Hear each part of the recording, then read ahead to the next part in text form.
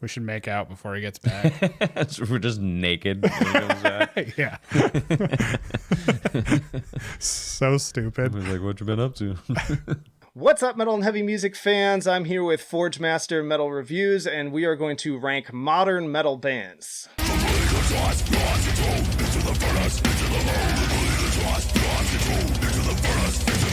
What's up, guys? We're Forgemaster Metal Reviews, the place where you can get the most out of your metal. Yeah, thank you so much to Trenches for having us on. We do like to talk a bit about marketing and how it kind of works in the metal music world. We come from a musician and producer standpoint, and Trenches, you just love his channel and his stuff. So thanks so much for having us on, man. So tell us a little bit about the concept of the video. I kind of took a selection that we collaborated a little bit on of about 15 bands that are like post 2010s was kind of the cutoff where I left it, and they had to be like relatively popular, have some sort of buzz behind them. And the way I wanted to rank them was really just in two categories. So how kind of unique and special is their sound? Because that's something that like I definitely gravitate towards.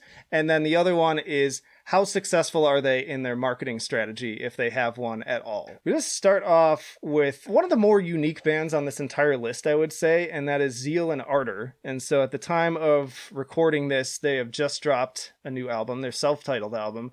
And I just think they're one of the most like unique groups out there in terms of the particular fusion that he's chosen to put together. Marketing, though, and we were talking about this on the Discord, has been a little bit different this time around. So what are your thoughts on Zeal and Arter? Well, I think Zeal and Arter definitely caught a lot of people's attention with their unique approach to black metal, but I think what kind of really caught people's attention was just like the timing of the social upheaval that was happening and the social commentary that the band was really making, and just kind of speaking directly towards a lot of the social upheaval. So I think that has really kind of been the wind to sweep into this band's sails. Yeah, I mean, I think at the same time, though, when you take a stance like that, you're immediately potentially alienating a whole fan base.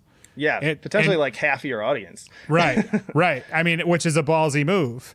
But at the end of the day, if you don't do something like that, you're a people pleaser, right? Mm-hmm. And that's not a good thing in black metal. So why not? Why not just raise the middle finger and figure out who your people are? Yeah. And I think some bands pull that off better than others. I do like their music can be confrontational, but I don't feel like as an artist, like he's not like, at least to my awareness, like he's not like on Twitter, like shouting at people. So I appreciate that. I feel like that's usually the big turnoff where you really start to lose people. But what has been interesting with this album is that, so you look at the views on stuff from Stranger Fruit when they were like really blowing up, there were more like videos, I feel like, attached to that. There was more buzz around it. Like I felt like you couldn't avoid the like gravitational pull of that album at that time. And the like main music video for that has like 2.5 million views, maybe more than that too. I haven't looked at it as recently. Whereas their latest single, first of all, they chose to do a music video on one of the songs that has like no metal in it whatsoever, which is also a ballsy move. And then kind of predictably, that video has less than 100,000 views on it right now. So it's like a big shift in terms of popularity if you're looking at it that way. And to me, that's like the easiest metric for me to look at because I don't get to see all the other kind of statistics, so to speak, about it. Yeah, I mean, that particular song you're talking about, the visuals are great in it, but you're right. They don't, on Stranger Fruit, those singles are short bangers. You know, they're really easy to get into. They're catchy pretty much right away. And the extreme metal elements they don't take forever to get to. And I mean, that's sort of what we have here in our notes too, is I feel like not only has the band taken an interesting turn in that sense where they chose like a weird single, but I feel like the luster is sort of worn off in terms of the newness, and the bang is not there. It makes me wonder if they are kind of realizing that they don't want to just come in and just burn out very quickly. It makes me wonder if they're doing this to kind of try and maintain a sense of longevity and not just to just spin their wheels right out the gate. Yeah, and I mean, given that they made it a self-titled album, like that may kind of fall in line with that. But yeah, it is interesting because how do you keep that burning? Because I just feel like with a little bit more marketing around this, I feel like it could have been like a lot more successful, because I think there is like a big fan base for this, but I just don't see them like showing up in droves for it, which is part of why I didn't do a standalone review, even though I really enjoyed the album. So we've got a lot of bands on here. I don't want to spend too much time talking about any single one, but I kind of like, this was a tough one for me, because to me, they're like S tier in terms of like quality and uniqueness, but it's that marketing angle too, where they kind of like dip back down. So much so that compared to some of the other bands on this list, if we're ranking in terms of like ultimately how does it pan out with the audience, I put this one more at a C tier, but I don't know what you all thought about that. I could totally come down to a C now that we're talking about it. We actually put it in a B tier just because I think we agree. I think we agree in a lot of ways that it is super unique and really important messages and things like that in the music scene. And I think all this stuff is really great and it should be said. But at the same time, where's the love for the band to help them do it? Yeah, if somebody let off the gas, and I don't know if it was the band or the people behind them, but somebody let off the gas, and I think a C is appropriate. Yeah. Yeah, it's a bummer because I do think this will be an album that months from now I actually remember in comparison to a lot of the other ones. So who knows? Maybe it'll end up on one of my lists. But let's move on to a band that I'm not a huge fan of, but I have a lot of respect for, and that's Ice9 Kills. Yeah. So these guys are kind of like the flip side of that last one, where they have tons of marketing. Like they have all these like movie quality music videos. If there was like, there's a couple bands on here that had like a really grand lead up to their album, but I think this one in particular like really stood out because you had all these like horror movie parody videos in top quality going along with like, how many did they do? Like 5, 6 of them? Like there were a lot. And I really respected that, even though I didn't really like the music. And then on the music side, I don't find them to be all that special. I think their fan base thinks that they're like the greatest thing since sliced bread.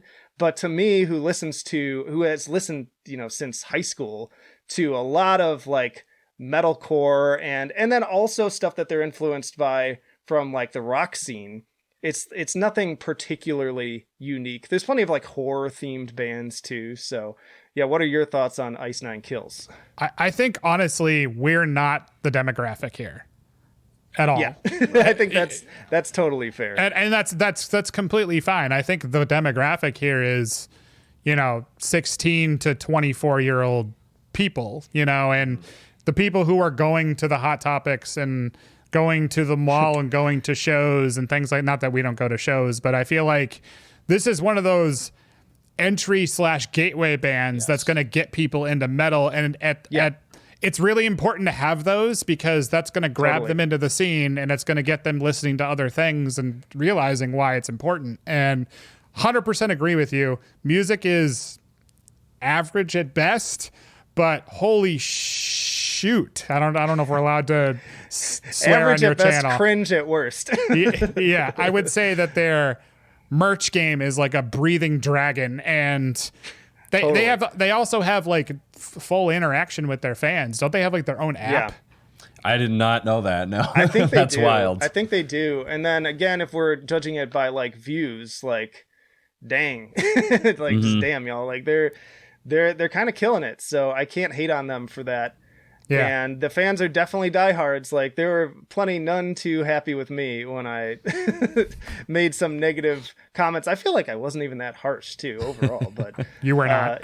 Yeah, they know what they're doing is the bottom line. I'd just like to see them like step up the musicianship a little bit more. And honestly, like I think they're pretty solid songwriters. It's just like the lyrics and maybe like an over adherence to like the tropes of the movies that they're doing the parodies of. Like, I think if they could like move away from that a little bit more, it would be better. Ultimately, I kind of balance this out at about a B. I almost put them higher, but I do think that there are bands in this list that do a better job of bringing both the marketing and the uniqueness of the music quality.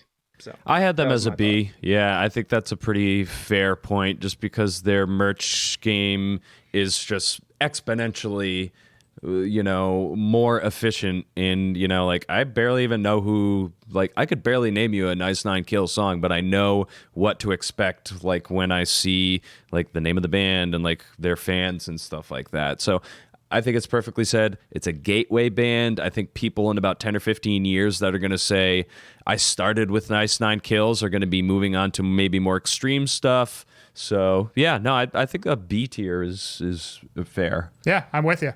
Let's do it. B. Cool. All right, next we got the mighty Spiritbox, who everybody was talking about last year. So another band with like a big lead up, long lead up, I should say, to their debut. And this was another interesting one because like great singles. And I think we've talked a lot about like they're just like they should be a singles band almost, like, because the singles are so good, the videos to go along with them. I loved Holy Roller in particular, which I've lost the count of where that video is at now, but it's like millions and millions and millions of views. Like people definitely latched on to that. And in a way, it was wise to have this like slow lead up because they really built up the hype. But on the other hand, the album came out and some people really loved it. But again, as somebody who's listened to this type of music for decades now, I was kind of underwhelmed. I think that I enjoy it more in terms of the songwriting than Ice9 Kills. It doesn't have that like cringy, campy quality to it. And there's some just beautiful performances on here. Like in particular, not a lot of people are talking about the bass guitar on this album, but it's just absolutely stunning. And of course, Courtney's vocals are just like beyond reproach. They're just excellent all the way through. So thoughts on Spiritbox? Spiritbox, I mean, you can't deny their power in the YouTube metal community. As you said, they got millions of views, and they are a band that I think they can back up, in totality, some of these bands that have these very high views in the millions of views on YouTube, when they come out with, their full-length album, there's like definitely some good songs, and then the rest kind of fall flat. I think Spiritbox is still kind of one of those bands that is doing the singles thing very well, but they're also releasing an album that can hold its own. Yeah, I mean, I think they do fall victim to hype a little bit. I think they did. But the thing is video content is king now. Like if you want to be a new band in this modern music landscape, singles and video content, if you are new, is the way to go. And that's exactly their strategy. And they absolutely demolish that. And not only producing those singles, but they comment on like people who do covers and stuff like that. You'll see them in the comment section. That's interacting crazy with fans. You'll see them commenting on reaction videos, which they're one of the few bands who thinks reactions are good marketing, because I think it is. It is. I mean, that they're one of those pioneering bands that's fighting that fight. And the other thing too is they do other supporting videos like one take vocal playthroughs. Yes. Things like that. And not only that, they have an engineer in the band who went on Nail the Mix to show how producers could learn on how they made Holy Roller, for example. And I think he's doing another one on Constance either this month or next month. So, nice. I mean, holy crap, in terms of like the whole package, and like they just have all of it. I would argue that their music suffers a little bit, but man, they got a powerhouse of people working for them. I would just like to see them again, like carve out a little bit more of a niche in their sound that helps them stand out. But ultimately, I put this one at A tier. Like the marketing is clearly at the top of the game. Like this is a case study in how to do that effectively. And the music's great. Like I don't want to act like I don't like the music. I just think that it could be a little bit better than it is. I agree with you. I think A is totally right. Leave it there. All right. Next up, we've got Knocked Loose.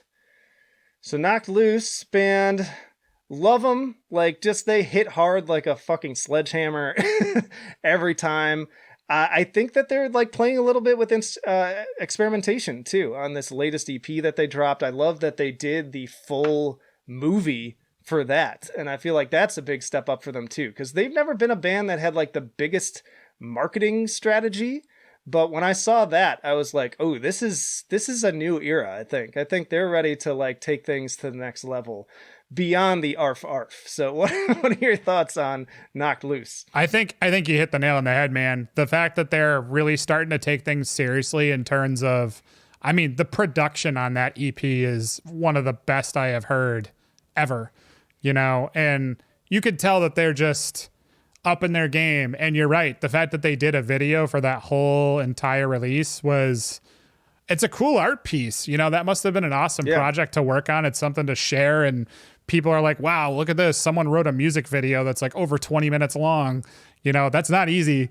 And it's pretty much mostly animated, I think. So I mean, I wouldn't say that they are doing a ton of stuff like continuously. I haven't seen a lot of content since then. That's the downside for sure. Yeah. But in terms of like brutality of the music, lasting power of it, and the fact that I feel like these guys are kind of just getting started, you know, I mean, they're definitely really good. I would probably put them in the C tier. Same. Yeah. I think that's fair. Their music, while it is wildly unique, the production is wildly unique.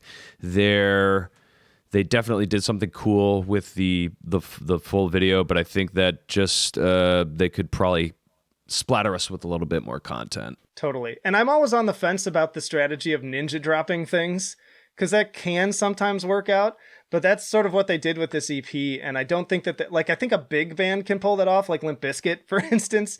But when you're Knocked Loose, like, you run the risk of a lot of people months down the line being like, oh, wait, what happened? Like, I missed what? So, you're right. I think they have a lot of potential moving forwards, but yeah, I think C tier is feeling about right for them. My next one is a band I don't really pay a ton of attention to, but I'm planning on remedying that since they're just kind of so beloved by their fan base, and that is Bring Me the Horizon. Talk about another band that has really kind of seen a progression in their sound, for better or worse, and some people love it, some people hate it. It's funny, I was just listening to their debut album the other day for a different list and just talking about like, holy crap, so how far they have come from this, even though I kind of prefer that heavier style. But they've got quite the following, and they seem to like keep up pretty well, but maybe y'all have more to say even than I do on Bring Me the Horizon. I mean, these guys are, as you said, I mean, everybody kind of knows that they're genre chameleons. They just sort of go wherever they want to go. And the thing is they keep up the pressure, man. Like, they are always putting stuff out. If it's not an album, it's a single. If it's not a single, it's an EP, you know, and they are constantly staying relevant in the press. Ollie is a freaking celebrity pretty much, you know, and that's the kind of stuff, like, people aren't going to follow bands necessarily. They're going to follow icons in the band. Yep. And the fact that he is basically that person is what I think puts Bring Me the Horizon eons above so many other modern extreme metal bands. And the other thing too is these guys collaborate a lot with people in the music scene beyond the metal scene. You know, like their latest release, they had Baby Metal on the album. You know, there's just a lot of stuff that they do that they always collaborate with people who are in, and that gets people in those fan bases talking about the band. And that's just a really great modern way of getting people to talk about your music and stay relevant, you know? Yeah, they are very relevant. And while I am not like the biggest fan and things like that, they're not, they're a band that you can't just be like, oh, I don't know who they are. Like, if you know anything about...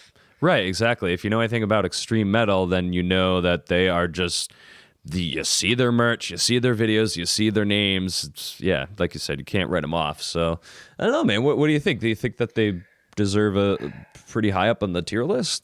Yeah, I mean, I had them at B, but I'll tell you the top two tiers in particular were really tough when we get into some of these other bands. So, I don't know. I could see them maybe being an A, but again, with some of the other choices here, I'm I'm on the fence still. What do you all think? I had them down as an A, just because, like I said, like while I probably couldn't even name like an album, like I know who the band is, and I know like pretty much what I'm going to expect when I fire up a song or something. So yeah, I'd probably put them at A just for that fact. I think they deserve an A. This is, if you're looking to build a career as a musician, this is one of those bands that should be in the playbook. I think that's fair. I could go along with that. All right, next up, I've got Fit for an Autopsy. And this is one where, like, I love the new album, first of all. I think it's great to also hear them continue to, like, expand on their sound and just, like, bring in all these different influences that help them stand out from everybody else. I think they're still not the most unique band in the world. As far as their marketing goes, I don't know. I'm not sure I saw a ton that was like super different or special from like what other bands were doing. Like they were dropping music videos, but they were just kind of like band playing in a dark room sort of music videos. I think there was some like cinematic qualities on some of them. I'm forgetting now. But yeah, what are you thinking about Fit for an Autopsy? We did a reaction of the Two Towers, and I thought that was one of the best songs on that album. But I think you're right. The album in itself their last one was really good, and they have evolved their sound quite a bit. But they probably, I don't know, I agree with you in the sense that there probably wasn't enough uniqueness behind the content that they were delivering. It was like lyric videos and like an animation video and stuff like that. And I mean, in the sea of everyone else is putting out videos and stuff, you want to make sure that you have at least one track that has one unique video, whether it's like, you know, what Cattle Decap does, where it's like super fucking gross or whatever. You know, you want to have something that, like, despite the album, you know, being good, you want to have something that people are going to talk about. And I don't think that they put anything out in particular that people were talking about. Yeah, the other thing, I think I 100% agree with both of you. I think the other thing that this band falls victim to is there's no real like symbol or icon in the band to gravitate towards other than maybe Will Putney, but he's just kind of like, he's kind of the nerd of the production world, you know? So like while he's unbelievable at what he does, there's only a select few people of bearded nerds like me that are gonna really, really look up to him, you know? And I think, I don't know if that was on purpose or what, but I feel like that part of their background as a band makes them stay in the background a little bit more than others. That's a good point that I didn't even think about. But yeah, there definitely isn't like that person you can really gravitate towards. So I'm actually kind of second guessing my rating on this one now, talking about it. I'm kind of feeling more like putting them towards the bottom actually at this point. What did you guys have? I got a C tier. Yeah, I think that C is fair. Yeah, but I would understand if you want to bring them down a notch. Yeah, I'll put them at C for now and see if we move some things around. I think this is a good transition though to, speaking of bands that have like somebody you can gravitate towards, let's throw Archspire up on the board here. So I think people know Ollie, like he's definitely a character. And then also, you know, the guitar player, Dean, obviously, I mean, you've talked to his wife on your own channel too, which I recommend people check out that interview because it was pretty great. They've got that like YouTube channel. They both have YouTube channels going, and then they do joint stuff, and he does all sorts of content. Really like the video he did recently on like how artists are lying to you, as he put it in the title, in terms of like how they do their quote unquote playthroughs on YouTube, and his honesty about that. And then, so you've got all that. And then they had this amazing music video for Drone Corpse Aviator, which had all those great splatter effects, all the practical stuff, but some like CGI in there too. And it's just so much fun, and it fits the band's aesthetic. I love that they have a sense of humor. They don't take themselves too seriously at all. And then the music, thankfully, like matches all that. And you've got one of the most unique vocal performances of like the entire genre in this band right now. So before I even ask you, I threw these guys up at S tier. Like I really think that they're kind of like at the top of the heap right now, especially for a band that's like kind of come from really small beginnings. I feel like they're really hitting their stride and starting to get more of the recognition that they deserve. Well, since it's your video, man, I think S tier is definitely a great place to start. I had him at A. I Me think, too. Yeah, I think Bleed the Maybe Future. I'm getting too excited. No, it's cool, man. We can ride the hype train a little bit, dude. I mean, I actually didn't really know who Archspire was, but I knew who Dean and Claire Lamb were. So I was like, oh, Archspire, that's their band, whatever. But like I knew who they were before the actual band. So it's kind of weird to kind of do it in reverse almost. Yeah. But I mean, God, dude.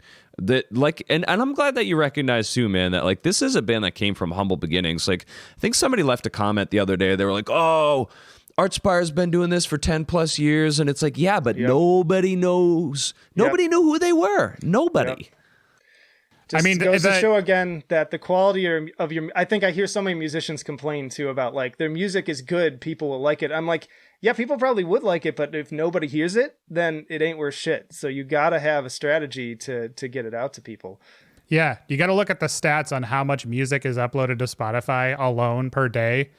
You can't just be making good music anymore. You need to be so much more than that. And I think that's where the Archspire folks, Dean in particular, is very impressive in that regard because he takes himself not too seriously, but at the same time, you could tell he has so many things to back it up if he wanted to take himself super seriously.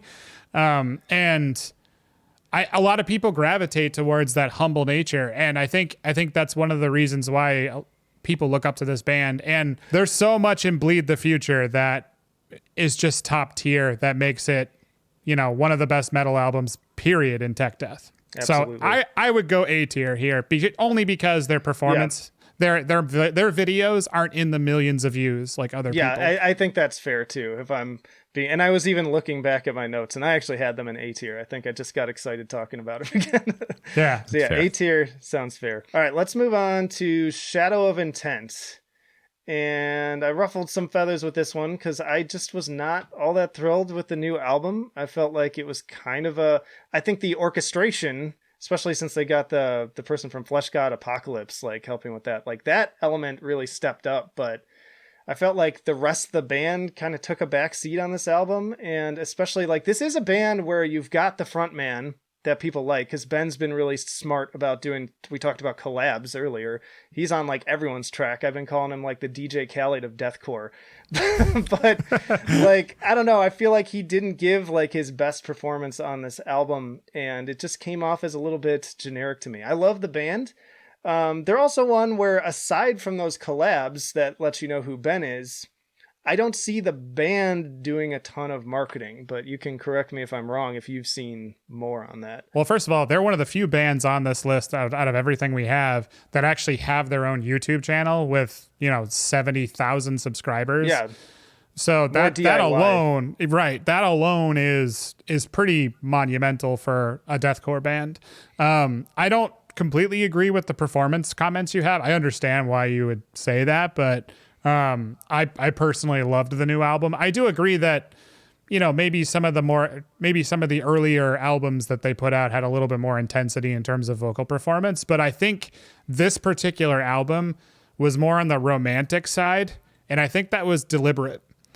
And it sounded better with like a little less vocal diversity in terms of staying in the more guttural range and letting the band kind of take the front. So I totally understand why you would have that opinion, but I do think it's well performed, and I thought the album was crazy good. The music videos all did stellar. I mean, they've got fire effects and slow motion cameras and all kinds of stuff going on. They have a making of documentary, which is another thing that bands should be doing. Oh, that's right. I forgot about that. Yeah, I mean, there's like a 6-part documentary on YouTube. Right. So in terms of, they're a young band, up and coming. A lot of people love them. You see their shirts everywhere. They've got a great YouTube presence, tons of content. They're active on social media. I mean, I would put them in S tier, to be honest with you, but I could totally understand A. Yeah, I'd probably put them in the A tier range, honestly, because I'd never heard of this band like up until Elegy came out. And so this is my first real run with them. And then once I realized that they were pretty much a local band, it's like, damn, well, it's hard for bands in the Northeast to make a name for themselves, especially if you haven't come out of like the Berklee College of Music, and especially if you're just grinding away and you're just doing it yourself. Like, I was floored to realize that these guys were basically just DIY from the get-go, so I got to give them some mad props. Yeah. They're an hour away from us. Oh, that's cool. Man, we got to meet up with them. Yeah. We should have them on the show. Yeah. Yeah, for sure. That would be really cool. Yeah, I really respect what they do. I forgot about the documentary, and it's definitely true that, like, yeah, they've been DIY since the beginning, and the fact that they got as much traction as they did with their earlier stuff, like, just kind of by word of mouth mostly, was pretty impressive, and it does seem like they're kind of stepping up that aspect of it. So I could put it in A. We may have some things to move around. Because again, I feel like we're going to get to some bands that I feel like do it even better than them. And that's where I start to, like, I hate having everything in one tier too. Like, it just strikes me as, I like a challenge where we can only put a few in each tier. But anyways, let's go on with Ghost. So Ghost have a new album on the way. I went back and listened to their discography, which was a fun experience because I've never really been into them, but I appreciate what they're doing. I love the theatrics of it. I love the costumes, and definitely a unique style for now anyways. Like, if they came out back in the day when the bands that they're influenced by were still around, they probably wouldn't get as much attention. Maybe with the face paint and everything, they probably would, but yeah, they're an interesting one, and they are doing very well for themselves. Like, that much is very clear, or at least the front man is doing very well for himself. And again, talk about an icon. Like, you've built this mythical icon out of this Papa Emeritus character, and people love it. People eat it up every time an album comes out. It charts and does extremely well. In fact, each one seems to be charting better than the last one based on the research I was doing. So what are your thoughts on Ghost? I'd say this is probably the most successful band in terms of outreach numbers, all across the board. This is probably the most successful band on this list. Yeah. Controversial in a lot of ways, which is weird because, I mean, they're embodying all of the things that made heavy metal like evil and satanic when it first came out. Like, they're taking the Satanism and the mysticism and the occultism, and they're just wrapping it up into this, rock and metal package. And I think their music is great. And like I said, man, I can't deny their success. Yeah, I mean, honestly, every Ghost and Naysayer, I just tell them, you fucking do better. Like, yeah, seriously. Like, honestly, like, you're going to tell me that Tobias Forge is not a genius in terms of songwriting and just general business model and understanding what people love. I mean, you got the icon in terms of a new Papa every couple of years, which alone is like, okay, we've got a new fresh coat of paint on Ghost. What's new? You know what I mean? Yep. That opens up action figures and merchandising, T-shirts. Like, they have a lore. Like, when you have a band with a lore, like, that can take you pretty far, for sure. Right. And I mean, he cares so much about the lore behind old school music too. Like, when they wrote Little Sunshine, Call Me Little Sunshine, which I believe is a single for the Halloween Kills movie. If you listen to it, the cool thing about that song is it's written in 5/4, which is just like John Carpenter's intro, which is which is in 5/4. So it's a very cool, subtle callback to the intro of Halloween without doing the melody. That's awesome. There's such a higher level thinking there in terms of what Tobias does with Ghost that I have so much appreciation for it. The guy, it's hard to not put them in S tier. Yeah, I would agree. I had him in S tier for sure. Yeah. I didn't know. I'm glad you shared that little factoid though, because I love those little like nuggets of kind of like nerdy music theory kind of things. Like, I really love that. Yeah, that's one of the reasons why we started doing reactions from that perspective, you know, because there's so many subtle things when you listen to a song that most people don't pick up on, and we nerd out over that shit all the time. So Totally. All right, switching gears back to deathcore again. We've got Slaughter to Prevail. And this was another one that I had a very mixed thinking on, so I'm very curious what you all have to say about this one. I think the marketing is on point. Like, that is clear. I mean, and you've got the icon, you've got Alex Terrible, you got the mask, which, you know, everybody loves a mask. And Yep. the like Christmas parody videos and like other song parodies, all of just his own like individual stuff he does on the YouTube channel.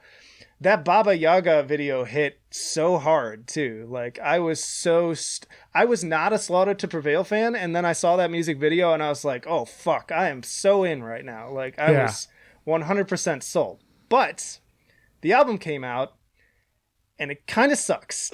Like, I'll just say it. Like, I, from my opinion, of course, I'm sure there are people watching. I know people in my audience enjoy this band a lot, but I just did not enjoy that album really outside of that single, mostly. Like, I still have that single on my playlist, but I didn't grab anything else from it. So to me, and other people were kind of like, oh, they're so unique and they're doing this like new metal fusion with deathcore. I'm like, y'all, that's been going on since like 2010, like maybe even a little bit earlier than that probably, and honestly since the beginning really, because deathcore has a huge influence going back to new metal in the groove. Like that's all kind of always been a thing. So to me, they're not that unique, but they're kind of at the bottom in terms of uniqueness, but at the top in terms of marketing. So where would you all place Slaughter to Prevail?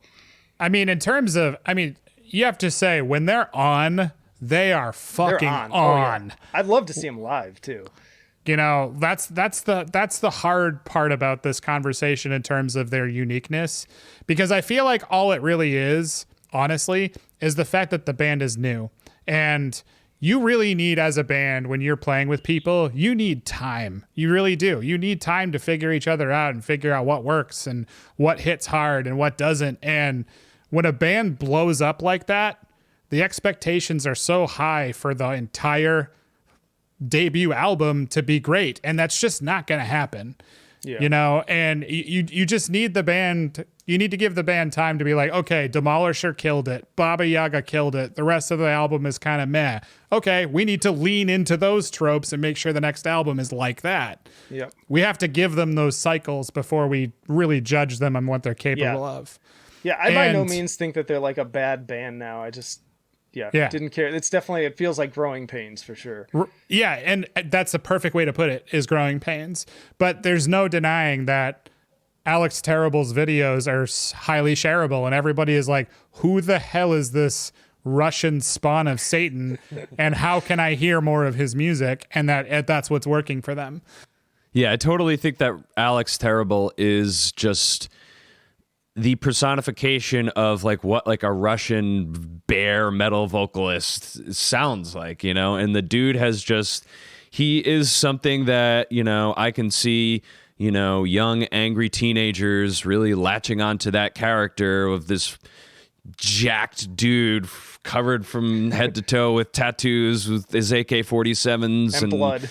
Right. And wrestling a bear. Yeah. So, I mean, I agree with you that the album as a whole, you know, there were definitely a few good songs, but I mean, dude, you can't deny, like, Alex Terrible gets probably hundreds of thousands of views a week on his cover videos alone and stuff. So, and I mean, the Russian Hate Project, it's kind of branching out to more than just Slaughter to Prevail. I wouldn't be surprised if Slaughter to Prevail kind of burns itself out, and yet you see Alex Terrible just going on this trajectory. I could kind of see that, because like as a band, I just wonder, but yeah, I don't know, where would you guys place them? Because I had them in a certain spot, but I'm not like married to that position really. I could see A or B, but here's one little nugget that I would want to put for food for thought for you and your audience. They were having issues with their label, and they're looking to get off their label. Do you think that they trashed their first album to get off their label? Interesting. Ooh, spilling some tea here. So I don't know. Drop that shit in the comments. That is an interesting idea, because it's like it's almost Machiavellian. Like you get all the support to make the amazing videos and get your name out there. and then you just you fuck up the sales so that you can then now you're big enough to go on your own and you don't have to fulfill the rest of the contract. That's very interesting. Just an idea. It's Just something a thought. Yeah. Okay, cool. Let's go to the next one. Code Orange. So Code Orange, I really love, except for that latest single. I'm really nervous about the new album after hearing that super butt rocky single that they put out. But I have loved everything before that they put out. I love listening to how much their sound has evolved over time. I really appreciated their stance of always striving to do something unique, which you don't always see from a band that's like trying to also like really grow their audience, because people don't like change. But they've managed to do it. They've managed to do it really well, which is again why I'm upset that they chose to do this like super generic sounding single for the next one. But I think the music videos are really gripping. Like it always feels like it's when you hear the announcement that there's a new Code Orange music video, it's like an event. Like people are oh, it's time. Like I gotta go check this out right now. I'm going to drop what I'm doing. Like there aren't a lot of bands like that for me. I'll just wish list it usually and be like, I'll look at it later. But with Code Orange, I'll drop whatever the fuck I'm doing to check it out. And loved Underneath. I love how they're fusing like nu metal and electronic and hardcore, and like all this stuff is coming together for a really cool package. And then they've managed to like really build themselves up on the marketing side too. So yeah, how do y'all feel about Code Orange? I know that you're a big fan. I mean, they're still kind of growing on me, but I do like a lot of that like crossover, hardcore, nu metal kind of stuff. So I'm not going to discredit them, but I mean, they're a band where like, once again, like if you just dip your toes into the current, extreme metal scene, you are going to hear about Code Orange. You're going to hear about people talking about them, whether it's hating merchandise or yeah. I think this is a band though that they hit it off really young. They hit the van touring circuit. They had a lot of growing pains. They kind of went through. Yeah, they've been around for a while. Yeah, they went through some identity changes, and I think they're doing it again. But that doesn't mean that they're going to backpedal eventually and go back to their roots at some point. They clearly are really good friends, and they care about each other, and it's about that first and making the music together. So, I mean, I'm a huge Reba Myers fan because she's a big pedal Reba's nerd. Great, dude. And seeing them live, like they were all fucking nuts, but whenever Reba did one of her songs, it's like she is just a presence, and she can't be more than like 4'6". Like she's definitely not tiny. Like, but her presence is just massive. Like she has so much charisma when she is on her guitar and just blasting out those kind of like grungy vocal lines. It's great. Yeah, and I would say that's part of the staying power of the band is I would say she's kind of the icon, and it's a little weird because she's not the front woman, she's the guitar player. But she takes the front sometimes for some songs. I just think it's a cool band, and I'd put them around B/C tier, to be honest with you. Yeah. I had them in S, y'all. Like I straight S'd that. Like I just think that their music is so unique, and they've built this massive audience, and they're pretty diehard too. So I don't know. I just think that because I picked up on what you're saying in terms of the identity thing. I think that's going to be an issue moving forward, and you could see a little bit of that in the last album. So that's why I was leaning more B. But it's your video, man. I'm with you. Whatever you want to put. I'm always open. Like maybe I'll move around based on what we say with some of these other ones, but I feel pretty strongly about that one. Like I just think they're kind of like at the top of the heap. They're smart too in that they remind me a little bit, not in their music at all, but in their kind of attitude. They remind me a little bit of Limp Bizkit in that they also like they welcome the hate, which is smart, because that'll build your audience too. Like if you build an us versus them mentality, like that works, unfortunately, but it's just true. Like yeah, I mean, there's a reason why our Chris Barnes video is one of our top performing videos. Yeah, I mean, same, man. Like most of my top performing videos are ones where I have some sort of controversial opinion, or like Ice9 Kills, that negative music video, that was a big one. That's the fan base's fault. Stop being attracted to negativity. That's right. I mean, you can only blame yourself. I mean, that's what I tell people. All right, let me throw in kind of a smaller artist here that kind of a basis of comparison, but I feel like is a potential rising star if they get the marketing. So you are new to Vayne, or as they're known now, Vayne.fm. And I absolutely love this band. They don't have a lot of content out, and they have kind of a buzz behind them, but they've never had like a big marketing campaign push. And I think with that, because of the popularity of things like Code Orange and some of these other bands like that, I think they could do very well for themselves, especially since they also like stuff with new metal influence now is in, y'all. Like, whether you like it or not, new metal fused with other stuff is big right now. Yeah. So I'm very curious. What was your reaction to checking out these guys? So I loved it. First of all, I think awesome. I thought you would.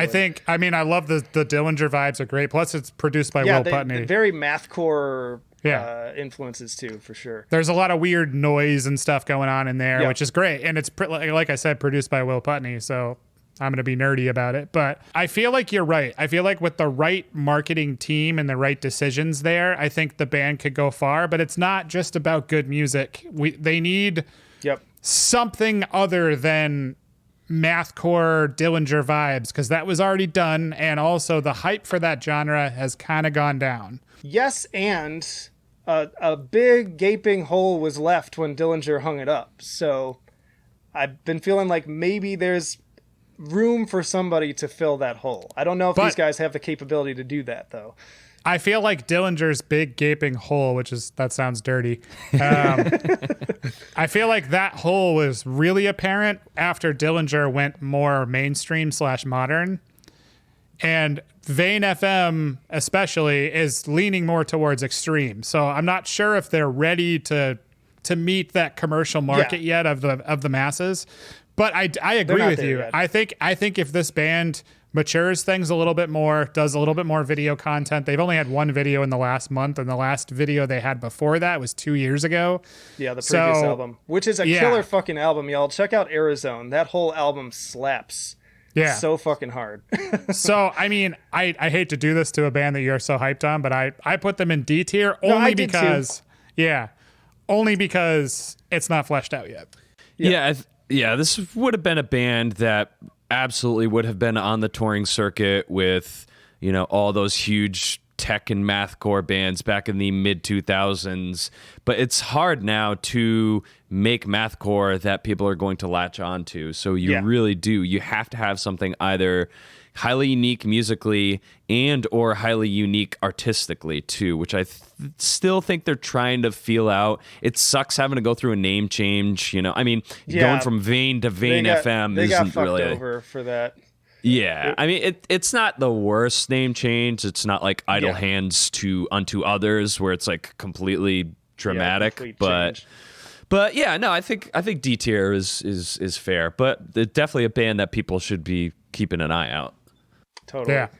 Yeah, I agree with D. Like, I feel like they're just at the beginning of their journey, and they're a pretty young band too. But they're a rising star to me, so I thought it would be cool to throw them up on this list and also give them a little bit of extra exposure to the audience out there. Make sure you play them clips for the audience. Yeah, I should play one for them, and they have an album coming out pretty soon too. So I'm stoked to hear that one.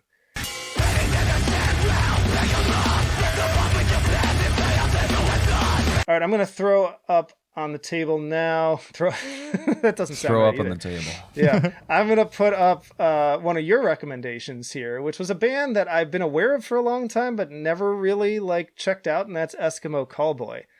So I have always seen these guys from the fringes, especially their latest music videos with the crazy haircuts, the bowl cuts. It's like, whoa, what the fuck is that? So clearly, though, they're doing something right, because then I looked at the view counts on some of those music videos, and I was like, holy fuck, I had no idea.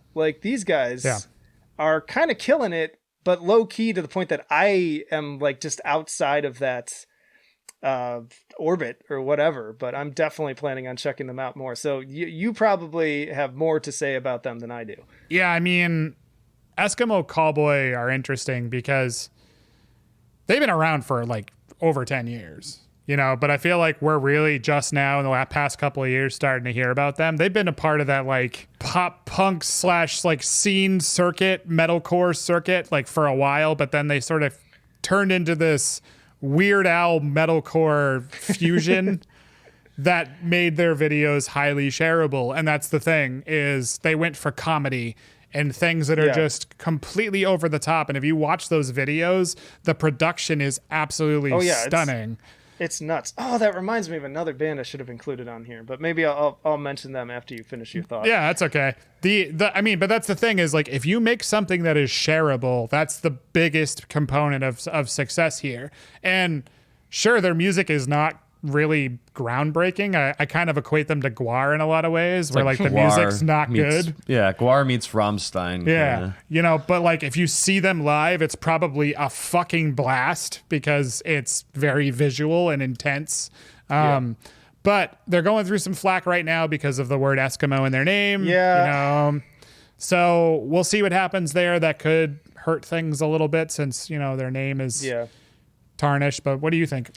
I think that they seem to be fucking huge in Europe, dude. Like when we put out one of our reaction videos to an Eskimo Callboy song, like there were a lot of commenters from Europe being like, "Yo, we're trying to get this song on like the Eurovision like list or whatever." And it's like, well, I could actually see this being on a Eurovision, competitor list. Yep. So yeah, totally. I think we're probably a little late to the game, but I mean, this seems like a band where it doesn't matter where in their timeline you come into it. Like, they're just going to keep picking up momentum. Hopefully, with their name change, they'll figure something out. But, I mean, they just have something super unique going as far as their capability of sharing very, very accessible music that really leans into the extreme. Yeah. Plus, they really recognize people doing YouTube content in reaction to it.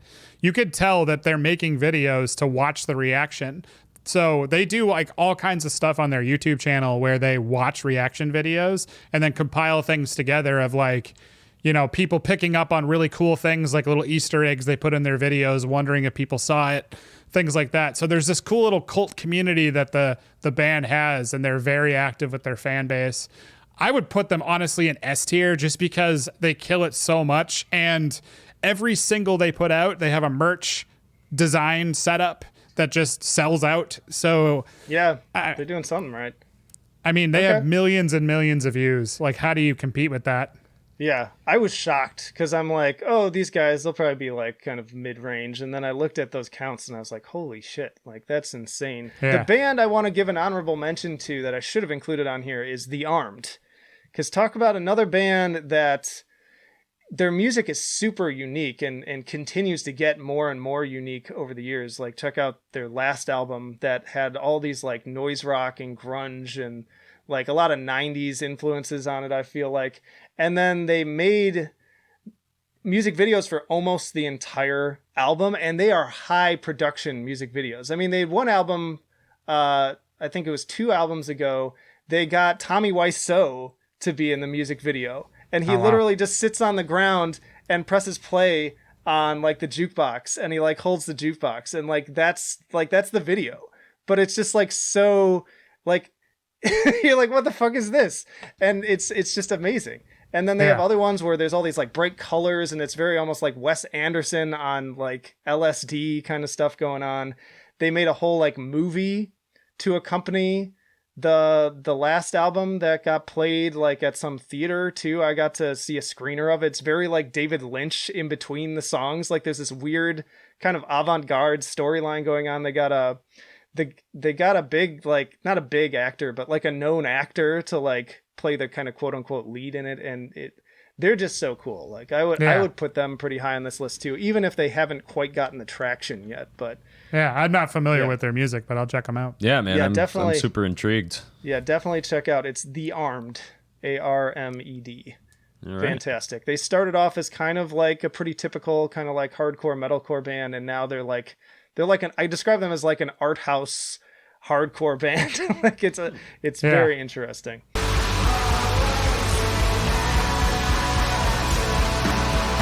All right. Let's go on to another one that I kind of tossed to you that you weren't familiar with. But speaking of that mathcore scene and kind of filling that void of the Dillinger Escape Plan, I think the Callous Daoboys are the heir to that throne. Now, they're another one that have like zero marketing at this point, but they have one of the most charismatic frontmen I've ever talked to. I've had him on 2 episodes back when I regularly did the podcast, and Carson is just a fucking riot, dude. Like, that guy is a hoot, as they say, and their music is awesome. So what are your thoughts on the Callous Daoboys? The music that I checked out, it didn't really sit with me. I'm not sure that's something that I would, was it revisit. from Die on Mars, out of curiosity? The album? Was it from Die on Mars, which is their only like full-length album now? I don't remember. It was a single, and the music video was like. It's funny that you bring up the front man, because the music video was like the front man like continuously he getting kept getting hit in the head. Yeah, injured. I love that one. Yeah. I thought that was cool, and you could tell right off the bat like the personality of the band. I think it's cool to see strings in a mathcore band too. Like they have a violinist they have a dedicated and stuff. violinist. Yep. So that's pretty cool. But I don't know. I think almost every other band that we have on this list I had heard of, even if I didn't know their music. This one was a complete, I had to kind of do a little bit of research. So I'd probably put them in D tier list just for me. Same. So. Yeah. I mean, I would agree D tier. I would say that these guys could definitely kill it if they had a good team. And if the vocalist could put together some cool way of putting himself out there to represent the band and sort of spearhead the effort, I think the band could definitely do well. I'm not a big fan of the name just because it reminds me of Dallas Cowboys. I was just thinking, joke. Isn't that I don't know joke? why that's the joke, but that's the joke. Yeah. No, I get it. I just, why? Like, what's the point? Well, that's mathcore for you in a nutshell. That's a lot of why. I've been even telling Carson that, like, when I've talked to him, that it's like, dude, you need to do something with this. He did a podcast for a while, and then he kind of like dropped off of that, and then he sporadically does some other stuff. He's on Twitter a lot, and that can be kind of amusing. But I think they have another one with a lot of potential. They just need the right push.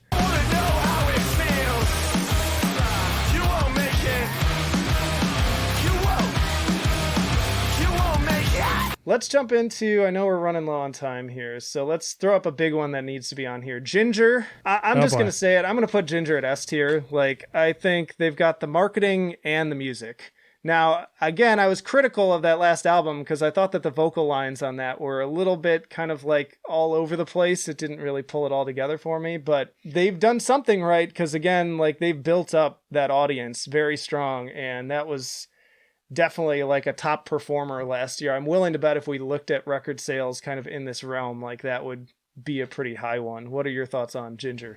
You're going to probably kill us because I put them in C tier. I'm not going to kill anyone. But I mean, here's the thing, and I jump in at any time here, but I think they're a lot like Spiritbox in a lot of ways because they've got the icon, Spiritbox has that, Tatiana's and Jinjer, which is this very similar thing. Yeah, and I'd say Tatiana is bigger than Courtney, though. Yeah, I would agree. Totally. I definitely agree. I'm just saying that they have that working for them. And there's also that, like, thing where they have tons of music videos and singles, and the music videos are not cheap. You can tell that they dumped pretty much most of their budget in those things. And the reaction circuit is also big with Jinjer, and that's kind of free marketing there. But I'm with you, man. I feel like anything beyond the YouTube singles, it just doesn't really do anything for me. I don't like their albums as a whole. Yeah, I agree. I think Tatiana has become the face of that band. And I mean, I don't know, man. I don't want to say it's a flash in the pan. The fact that, like, what was that video that she did? Pisces. The video for Pisces. Yeah, that was the big one. People went fucking ballistic over that. Yep. And then, they kept releasing more stuff, and it just kind of, I don't think it held the same heat as Pisces did. And I think, like, once you realize what Tatiana is capable of, it's like, oh, okay. The novelty kind of wears off after a little bit. So I agree. I think I'd probably put them in like a C or a B tier, but mainly because I don't think that their music as a whole holds up in its totality. Yeah, I'm in that realm too, but I also don't really like gent music that much, so that could be why. I feel like they have such an interesting take on it, though. That makes it kind of different. Like, it's more mathy. They have a great drummer. Like, Vlad is fucking awesome. Yeah. That guy, insane. just kills. They are killer musicians. Yeah. But they're in not my one opinion, of my favorite bands. So like, I'm not, it's funny because again, like my review was pretty critical of, I did 2 videos on them and they both like had a lot of people angry at me from the hardcore fans about it. But yep, you know, it's all good. Taking grenades in the trenches. That's what you were doing. Yeah, that's what it's all about. All right, I want to toss up another one on here that was kind of a wild card for you. So Nekrogoblikon, some of the most unique, bizarre music out there, but then also I didn't even realize like how much they've blown up. Like I knew that they were getting traction, but their music videos, because they've got a guy in like Hollywood ready, goblin makeup is like their gimmick. And he's not even like in the band. He's just like an actor. And so they have this guy in all the music videos. They're all pretty funny. And then they have a fucking talk show podcast where the goblin, John Goblikon, I believe his name is the talk show host. And the band is his band. And he interviews people like Tosin from Animals as Leaders. And he's had a lot of like pretty solid guests on there. And they do great views on that too. So what was your thinking going into Nekrogoblikon? I didn't even realize that all that stuff that you just said about the podcast. So that's definitely pretty interesting. I think it's cool when bands can be more than just, oh, I'm going to put out music, if they can, help to kind of harness the community together, talk to other artists, network a little bit. I think that's really great. I don't really care much for their music. Joke bands are very hit or miss for me, and this is a miss. But I think it's cool that they have, a gimmick, a mascot per se, and all that. I think it's pretty unique. Yeah, they even have a song called "We Need a Gimmick." It was one of their first hits. It's very tongue in cheek. Yeah. They're very self-aware, and that's fine. But joke bands don't have a lot of lasting power, and I mean, I would say that they're probably aware of that, and that's why they started the podcast. And I would say that the band itself probably doesn't have a lot of lasting power, but I could see the merchandising and things like that spinning off into a whole other avenue, you know? So for me, I'd probably put them in C tier, but yeah. I had them hired, but they are still kind of like unknowns overall, which is interesting, but they've got a really strong fan base. And I think with the right push, they could do what Gwar did. Like I see strong potential for something like that. They're not quite there yet.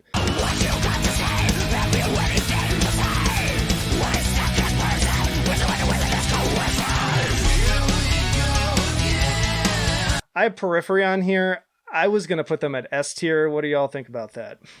I don't know, man. What do you think? It's hard not to deny like how huge they are, but they have a massive business plan too. Like they have a fucking like Periphery is a conglomerate. It's not a band anymore. Right. That's where my comments come in. I feel like it's not really about the music anymore. It's about making the most. Disagree on that. I feel I don't know.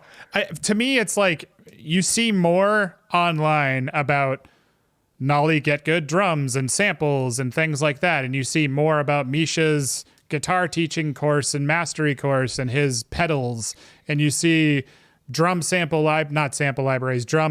libraries from their drummer, and it's all tied to the Periphery name. And I feel like you see that way more than you see their music videos and the music itself. And that's part of my apprehension in terms of putting them way up there. I feel like the band is secondary, and that's fine because it's a very niche band. They're basically like Meshuggah with pop influences, but they're not pioneers of the gent genre. They're pioneers of the pushing of the gent genre into engineering nerdiness. Yeah. So a couple things on that. I mean, one, you're right in that they didn't invent gent, obviously, but they absolutely did like pioneer it into like the metalcore genre. Basically, they're like responsible for for better or worse, like every band now that apes that exact same sound. Other bands did it before, like Sixth, which I think are fantastic, but they were just like too early. I don't think people were ready for it then. Yeah. Where I will disagree a lot though on two things. Like one, they have a massive like fan base for the band. Like I think people still like absolutely go gaga for this band, myself included, which is a little weird because they are one of those bands that kind of gets written off. But I think what also impresses me about them is I don't think the music is secondary at all. It's like when you put out your newest album and you open it with a fucking 20-minute song, like that's kind of a ballsy move that like your fan base not be prepared for. But they did it anyways, and it went over well. And that song is really awesome. It's called Reptile. They played it live too, which was awesome. So I feel like they're still like putting their everything into the music, and you see the escalation from album to album where they're bringing in like symphonic elements on certain tracks, and they're kind of like stepping up the production in different ways. They're adding more dynamics. They're playing around with some of the softer songs to do some different things. And so I don't know, like they're still top tier for me. Like I just think that they do it better than anybody else, even if they still aren't the most original band in the world. Yeah, I mean, I totally agree with you that they're absolutely top of their game for what they do. Maybe it also is the algorithms because I'm an engineering nerd, so I could be just seeing a lot of ads for Get Good Drums and plugins. Yeah, I don't see any of that, so that is interesting to me. I never see any of that stuff. Right. I think that's a very interesting point that just because we're in that world, I feel like I see more Get Good Drums ads than Periphery ads. Right. Yeah. So, I mean, I could totally see why you would want to put them high up. You know, Three Teeth, I just kind of want to shout out. I put them at D tier. I don't know, like what you guys thought of them. I feel like they're a band that, again, like with their music videos, like already have high production value. People really enjoy them, but they don't really have like the big backing behind them yet. They got a nice push, quick little story that if you want to check out my podcast I did with the vocalist Alexis, he became friends randomly at a wedding with the guitar player from Tool. And they've been friends ever since. And then he invited him to tour with them with Tool. And that gave them like a massive push into the mainstream, which was just like a really fun story to hear. Oh, that's amazing. I think they have potential to fill that kind of like new, like the space where Marilyn Manson and Rob Zombie had occupied so long in like the 90s and early 2000s. Like I think they could totally take that over if they got the right support. And I really enjoy their music too. 100% agree with you. And I think they've got this kind of trap metal vibe going in there too, you know, especially with the collab that I saw. Well, there was the collab that I saw. Oh, the newer one. That's right. Yeah. I forgot about that one. Right. So they're embracing those things. That was I checked out that collab. I thought it was really awesome. I'd never heard of this band, and I like anything that's going to be unique, mixing in with like electronic and, you know, industrial. This is a band I definitely want to revisit a bit, but I'd never heard of them. So I think, you know, D tier. Yeah. Yep. Yeah. Same. Agreed. Definitely check out their last two albums. They didn't have any of that trap stuff on the earlier stuff, but if you love that like really crunchy, pulsating industrial stuff in the vein of like Rob Zombie's biggest hits, like you're gonna love it. Really, really fun stuff. Humanity's Last Breath, I was kind of like on the fence with them. Like, I don't know. They make decent music, but it's not particularly original in any way. And the music videos are good. Like some of them were kind of cool with like I had one where I was like, oh, dude, this is like Mouth of Sauron in their music video. But yeah, what are your thoughts on Humanity's Last Breath? So I have a huge hard on for this band only because they are way more DIY than any other deathcore band on this list.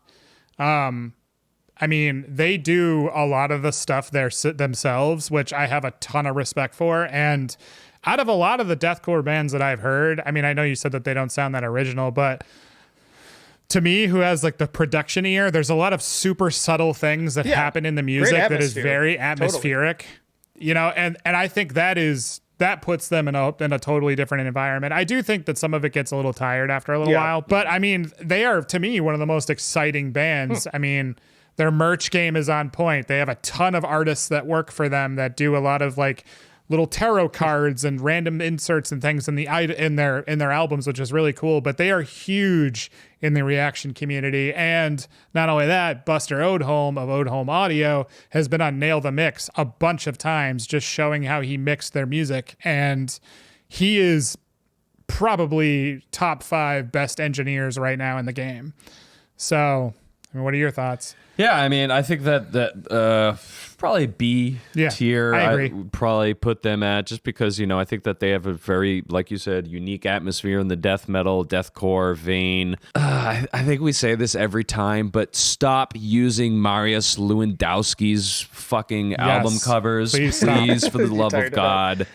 Like, yeah, it's like, how many came out in the last 5 years of like the same fucking image? Yeah. I think little guy, big thing. Yeah, it's just like, please stop it. I think if they kind of could focus their brand a little bit more, I think that they'll be on the top of this list in no time. I would say B tier. And then our last one is Lorna Shore, which I kind of have similar thoughts on. Like, their sound is nothing new, but I think, this latest push, obviously they did something right with that music video with the new vocalist. I love that breakdown at the end, of course. Like, it's almost like I feel like that breakdown's kind of like almost basic bitch to kind of like say you enjoy it at this point, because so many people have talked about it, but I still enjoy just how fucking gnarly it is. For me, it's A tier.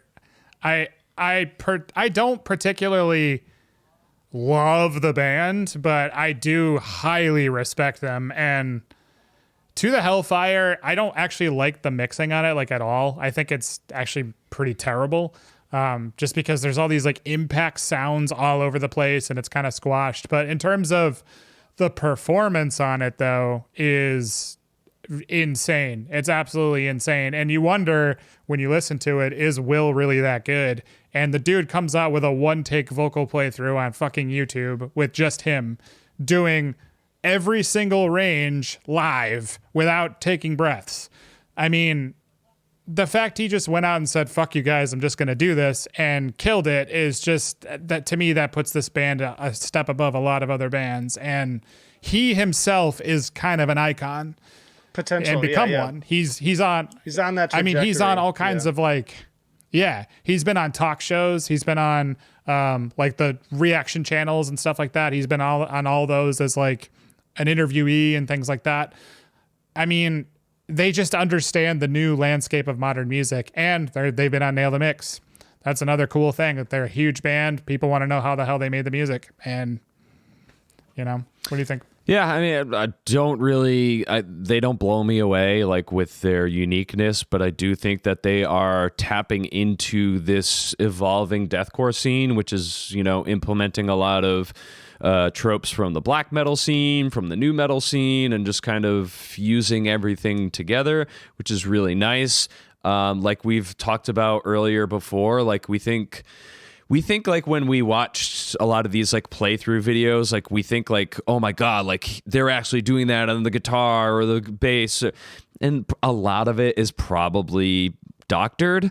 And for somebody to come out and be like, yeah, well, I can actually do this, and just give you like a raw version, that's pretty phenomenal. So, I mean, like I said, don't really care much for the music itself, but I think that they are doing pretty big things in the deathcore scene. So probably A or B tier. Yeah, I could feel more B tier, I'm thinking, which means I'm going to probably shuffle a few things around on here, but I think I'm gonna move Knocked Loose down another tier, just because I think they're still just getting started, and then I gotta move something out of B tier. So out of these, Ice9 Kills, Slaughter to Prevail, Jinjer, Humanity's Last Breath, and Lorna Shore, who would you move from B to C? Humanity's Last Breath. Out of all those ones that you named, I would say Humanity's is like kind of up and coming. Yeah. They have the chance to do it, but they're not yet. They're not there yet. On the cusp. Cool. Yeah. Well, thank you guys for being here. I know you got some other stuff to do, but check out Forgemaster Metal Reviews. They do really awesome content with way better editing than I have, and they have that more kind of production and sort of studio background that I don't have, so they can give you a different context. But yeah, thank you all for watching, and we will see you in the trenches.